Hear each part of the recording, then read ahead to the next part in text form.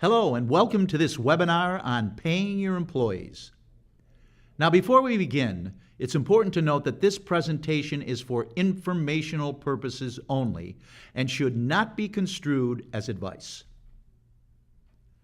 Just a quick note about Paychex, a recognized leader in both payroll and HR for small businesses. Paychex is the country's leading full-service payroll provider, paying 1 in 12 U.S. private sector workers. We're also the largest provider of HR services in the U.S. and recently named Best HR Outsourcing Provider for Small Businesses by Inc.com. As you can see, Paychex stands among the best providers from the perspective of trust and integrity as well. We've been serving the needs of businesses just like yours for the last 40 years, so you might say that we know a thing or two about payroll and are excited to share at least some of the fundamentals with you today. Okay, in this webinar, you're going to learn some of the most critical aspects of paying employees. This includes the Fair Labor Standards Act, FLSA, employee classification, minimum wage, regular and overtime rates, employee versus independent contractor, pay frequency, tax deposits and returns, garnishments, and we'll end with some of the risks of handling this function in-house. Whether you're hiring your first or your 50th employee, it's vital that your business complies with requirements outlined by local, state, and federal laws for paying both your employees and your business taxes, as outlined by the FLSA, the Fair Labor Standards Act. So what's the FLSA? In a nutshell, the FLSA is a federal law that was enacted in 1938 to protect workers against unfair employment practices and promote full employment. It's established standards and requirements for minimum wage, child labor, overtime, and record keeping. So let's talk a little about employers' obligations for each of these areas. In addition, there are so many payroll tax rules, regulations, and deadlines that business owners need to understand and comply with. And it all begins with the proper classification of your employees. As some of you may know, the FLSA divides employees into two classifications, exempt and non-exempt. Let's start by looking at exempt employees. Exempt positions usually fall into one of the white-collar exemptions: executive, professional, administrative, outside sales, or certain computer professionals. These employees are not required to be paid overtime pay for hours worked over 40 in a work week, and are thus exempt from overtime. Most employees covered under these exemptions must be compensated at a rate not less than $455 a week, be paid on a salary or fee basis, and meet the applicable duties test under the FLSA regulations. And an important note, make sure all employees are informed upon hire or promotion of the exempt or non-exempt status of their position. Finally, employers are encouraged to develop job descriptions for all positions to assist in the classification process. Okay, we've talked a little about our exempt classification. Now let's address covered non-exempt employees and the minimum wage. Though this varies by state, non-exempt employees must be paid at least the federal minimum wage of $7.25 an hour for the first 40 hours of work each work week. Again, state and local jurisdictions may establish their own minimum wage rates, and employers must follow the provision that is most beneficial to the employee. Now let's talk a little about regular versus overtime rates. The regular rate of pay used for calculating overtime must be at least minimum wage and should include full payment for employment, with the exception of certain payments excluded by the FLSA. Remember, under the FLSA, overtime pay must be at a rate of at least 1.5 times the employee's regular rate of pay. So let's be clear. Each work week is reviewed in and of itself for overtime purposes, regardless of pay frequency. For example, weekly, bi-weekly, semi-monthly, or monthly. Also, overtime pay cannot be waived.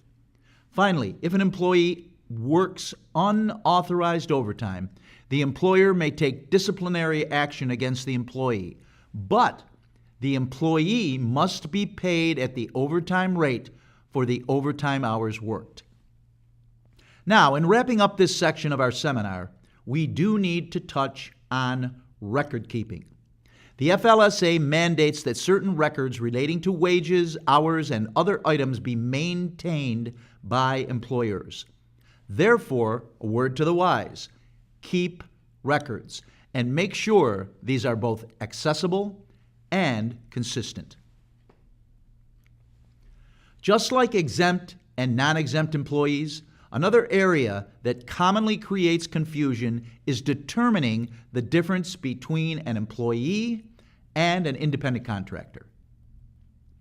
From a tax perspective, employers typically must withhold income taxes, withhold and pay Social Security and Medicare taxes, and pay unemployment tax on wages paid to an employee. Independent contractors, on the other hand, usually don't have taxes withheld and pay all their own taxes.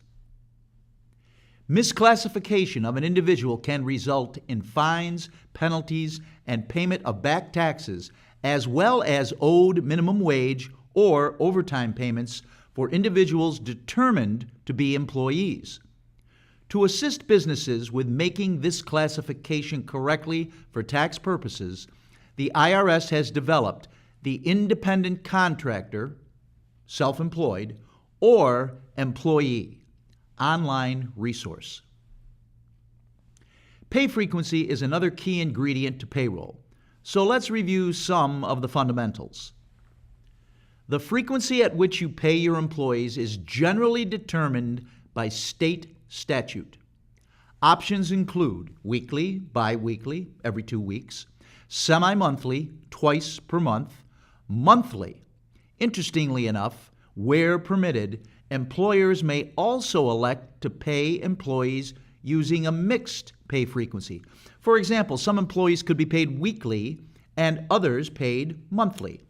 For some types of businesses, such as restaurants, payrolls can be more complicated because there are several forms of compensation with varying tax treatments that can make up an employee's paycheck. Examples of possible restaurant compensation include hourly wage paid by the employer, tips and gratuities, service charges, and meals and lodging. Many businesses who have just hired an employee are in for a surprise when it comes to payroll tax obligations. They may see a payroll as a simple and straightforward function. Just cut a check, right? However, here's a tiny snapshot of an employer's payroll tax responsibilities, whether they have 1 or 1,000 employees. Every pay period, you have to withhold both federal and state income taxes, Social Security and Medicare, federal and state unemployment insurance, along with workers' compensation and state disability insurance. Every month, in addition to the per pay period withholdings, you have to make monthly tax liability payments, such as Social Security, Medicare, and federal income tax. Then, each quarter, the process continues with filing quarterly returns and generating W-2s, 1099s, and 940s. To put all of this into perspective, a small restaurant paying only 6 employees a week could easily end up making 72 tax deposits and filing 20 returns a year. Let's start this off establishing what a wage garnishment actually means.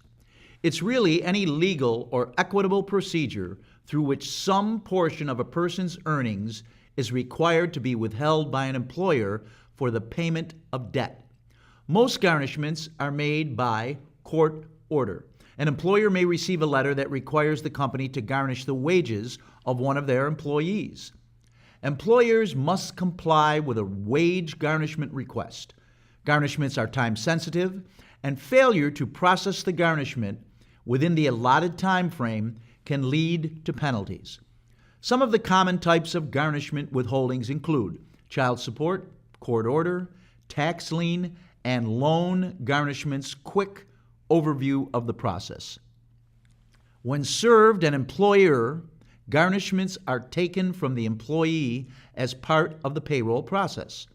Title III of the Consumer Credit Protection Act limits the amount of an employee's earnings that may be garnished and protects an employee from being fired if pay is garnished for only one debt. The amount of pay that can be garnished is based on an employee's disposable earnings.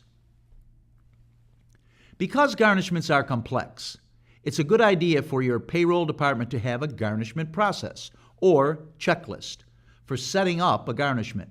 And here are some of the basic elements. Date stamp the garnishment order so you have a record of the day of receipt. Verify that the garnishment order is legal and valid. Check to see if the issuer needs a response. Return the response, if necessary, to the issuer. Inform your employee of the garnishment order by the deadline, if any. Explain to the employee how the garnishment will be handled through payroll. Set up the garnishment deduction in the company payroll system. Many small business owners not only underestimate the complexity of payroll, but the risk factors of making seemingly trivial mistakes. These may include loss of employee morale, even turnover, when they experience problems with their pay, the ripple effect of errors cascading into incorrect federal and state payments, and the company's general ledger, lost time in correcting these mistakes, not updating tax rates when state and local jurisdictions make changes, misunderstanding new laws on overtime, minimum wage, and employee benefits, problems with software used for payroll, data loss due to hardware failure or security breaches, and insufficient safeguards to prevent internal payroll fraud. Think an audit will never happen to you? In 2014, the IRS issued 6.8 million tax penalties, totaling $4.5 billion. Given the risks of handling payroll in-house, it's no wonder why most accountants overwhelmingly recommend payroll outsourcing. 76% of accounting professionals surveyed indicate that they have referred their clients to a full-service payroll provider. This is more than 5 times the number that recommended in-house payroll processing.